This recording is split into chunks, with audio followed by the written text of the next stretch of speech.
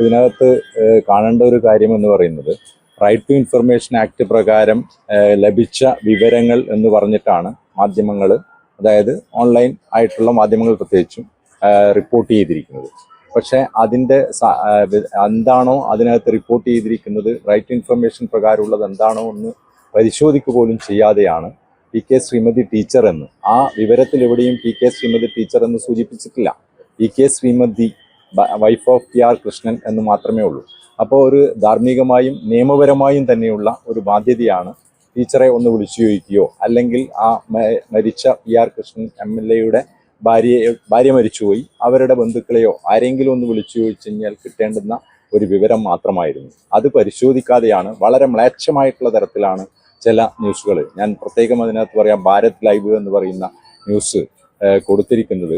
Teacher, അതായത് ഈ pension വാങ്ങിയ ആൾക്കാരെല്ലാം തന്നെ കൈയിട്ട് വാരുകയാണ് എന്നാണ് പറഞ്ഞിരിക്കുന്നത്.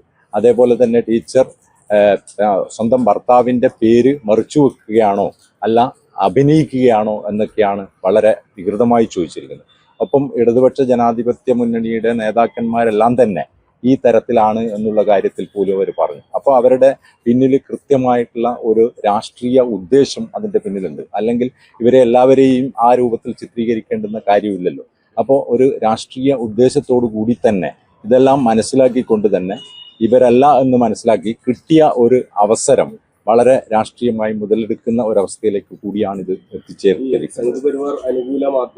മാധ്യമങ്ങളിലാണ് ഇത് കൂടുതൽ വന്നിരിക്കുന്നത്. അതിനകത്ത് ഇപ്പോൾ നമ്മളുടെ സുദിനം കൂടി അതിനകത്ത് ഉൾപ്പെട്ടു എന്നുള്ളത്. സുദിനത്തിനും വലിയൊരു ബാധ്യതയുണ്ട്. സുദിനത്തിന് ടീച്ചറെ കുറിച്ച് വളരെ നന്നായി അറിയുന്ന ഒരു കണ്ണൂർ ജില്ലയിലെ ഒരു പത്രമല്ലേ. അപ്പോൾ അത് ഹെഡിങ് തന്നെ കൊടുത്തിരിക്കുന്നത് റൈറ്റ് ടു ഇൻഫർമേഷൻ പ്രകാരം കിട്ടിയിരിക്കുന്ന വാർത്തകൾ താഴെ കൊടുത്തെങ്കിലും അതിൻ്റെ ഹെഡിങ് കൊടുത്തിരിക്കുന്നത് കൃത്യമായി മുൻ മന്ത്രി പി കെ ശ്രീമതി ടീച്ചർ എന്ന് പറഞ്ഞിട്ടാണ് കൊടുത്തിരിക്കുന്നത്. അപ്പോൾ ആരെയാണ് അവർ ഉദ്ദേശിക്കുന്നത് എന്നുള്ളത് കൃത്യമാണ്. അപ്പോൾ ഈ സംഘപരിവാർ മാധ്യമങ്ങളുടെ കൂടെ തന്നെ ഈ സുദിനം പോലുള്ള പത്രങ്ങളും ഒക്കെ ഈ കാര്യത്തിൽ അവരുടേതായ പങ്ക് നിർവഹിച്ചു എന്നുള്ളതാണ്. അപ്പോൾ ഇതിപ്പോൾ നമ്മുടെ സമൂഹത്തിനകത്ത് ആരെയും എന്തും പറയാമെന്നുള്ള ഒരു രൂപത്തിലേക്ക് വളർന്നു വരികയാണ്. അപ്പോൾ ടീച്ചർ പോലുള്ള സമൂഹത്തിൽ നല്ല സ്ഥാനമുള്ള ഇത്തരം രാഷ്ട്രീയ നേതാക്കന്മാരും അല്ലെങ്കിൽ അങ്ങനെയുള്ള വ്യക്തികളും ഇതിനെതിരെ മുന്നിട്ടിറങ്ങിയാൽ മാത്രമേ പൊതുജനങ്ങളെപ്പോലും ഇതിൽ നിന്ന് സംരക്ഷിക്കാൻ കഴിയുകയുള്ളൂ എന്നുള്ളത്. നിങ്ങളെപ്പോലുള്ള മാധ്യമങ്ങളെപ്പോലും ആ രൂപത്തിൽ ചിത്രീകരിക്കുന്ന തരത്തിലേക്കാണ് കാര്യങ്ങൾ നീങ്ങിക്കൊണ്ടിരിക്കുന്നത്. അതുകൊണ്ട് തന്നെ ഞാനും ഇതിനകത്ത് വ്യക്തിപരമായൊരു വലിയ താല്പര്യം ഇതിനകത്ത് എടുത്തിട്ടുണ്ട് എന്നുള്ളതാണ്.